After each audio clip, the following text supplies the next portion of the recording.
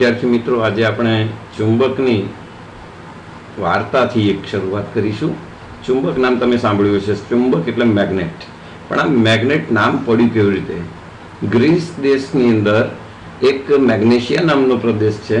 ત્યાં એક મેગ્નસ નામનો ભરવાડ જ્યારે એમના ઘેટા બકરા ચરાવવા માટે ગયો તો એ ઘેટા બકરા ચરાવતી વખતે એને ઈચ્છા થઈ કે લાવો એક સામાન્ય એક સાદી ટેકરી છે, નાની ટેકરી છે, ત્યાં બેસી અને આરામ કરવું.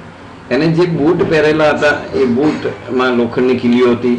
એની પાસે જે લાકડી હતી એ લાકડીની નીચે પણ એક ગોળ રિંગ લગાવેલી હોય છે. તમે જાણતા હશો કે ભરવાડની લાકડીમાં એવી નાનકડી રિંગ લગાવેલી હોય છે જેને ખોળી કહેવામાં આવે છે. આવી ખોળી લગાવેલી હોય છે. જ્યારે એ બેઠો ત્યારે એના બૂટ અને એની લાકડી બંને ચોંટી ગયા. તો એને એનાથી આશ્ચર્ય થયું. આ આશ્ચર્ય થવાના કારણે તેને આ વાતની ગામના લોકોને વાત કરી.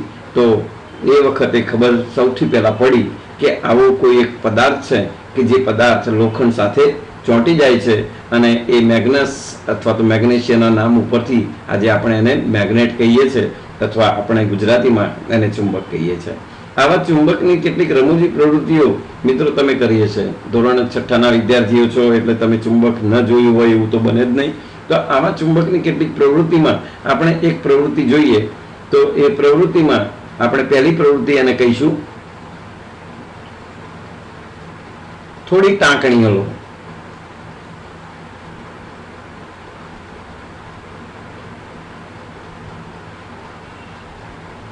અને સાથે એક કાગળ લઈએ અથવા પૂંઠું લઈએ. કાગળ, આ કાગળ ઉપર બધી ટાંકણીઓ આ રીતે મૂકી દો. માની લો કે આ એક કાગળ છે અને એના ઉપર આપણે ટાંકણીઓને ગોઠવી દઈએ છીએ. તો અહીંયા આ એક ટાંકણી, બીજી ટાંકણી, ત્રીજી ટાંકણી, ચોથી ટાંકણી, પાંચમી ટાંકણી, છઠ્ઠી ટાંકણી અથવા તમે ઢગલો કરીને મૂકી. આ બધી ટાંકણીઓ છે. હવે આ પૂંઠાની નીચે તમે હાથની અંદર ચુંબક રાખો. નાનકડું જે તમારી પાસે ચુંબક હોય તે ચુંબક રાખો. તો એ ચુંબક તમે રાખશો, તમે જોશો કે આ બધી ટાંકણીઓ વ્યવસ્થિત રીતે આ રીતે ગોળાકારે એ ગોઠવાઈ જાય છે. તો એનું મુખ્ય કારણ છે કે ચુંબક એ ટાંકણીને આકર્ષે છે અને એના ચુંબકીય એક ક્ષેત્ર ચોક્કસ હોય છે, ચુંબકીય વિસ્તાર હોય છે અને એની આસપાસ જ એ આકર્ષણ બળ અનુભવે છે. અને આ રીતે તમે જોઈ અને તમે તમારું અવલોકન નોંધી શકો છો કે ચુંબક એ ચોક્કસ વિસ્તારની અંદર એક આકર્ષણ બળ લગાડે છે અને એ ચુંબકીય વિસ્તાર કહેવાય છે. એને શું કહીશું? ચુંબકીય વિસ્તાર. આવી આપણે એક બીજી પ્રવૃત્તિ પણ જોવાની છે. બીજી પ્રવૃત્તિમાં એવું કરો કે એક સ્ટીલનો ગ્લાસ લઈએ અથવા તો કાચનો ગ્લાસ લઈએ. માની લો કે આવો એક સ્ટીલનો ગ્લાસ લીધો છે અથવા કાચનો ગ્લાસ લીધો છે. આ કાચના ગ્લાસની અંદર પાણી ભરી દો. હવે તમે અહીંયા ટેબલ ઉપર, માની લો કે આ ટેબલની સપાટી છે, ત્યાં એક સપાટી ઉપર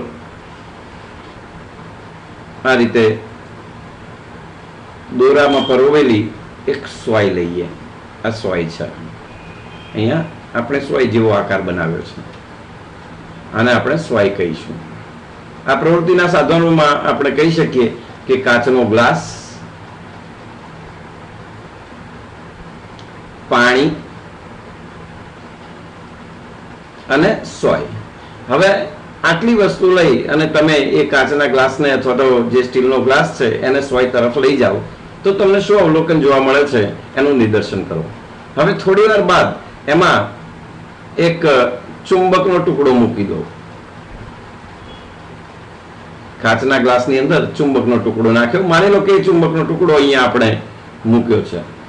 હવે એ ગ્લાસને તમે આટલે ઊંચે પકડી રાખો અથવા તો થોડો ધીમે ધીમે એને નજીક લઈ જાઓ તો શું થાય છે તમે જોશો કે એ સોય એકદમ આ રીતે દોરા સાથે એ ઊંચી થઈ જશે.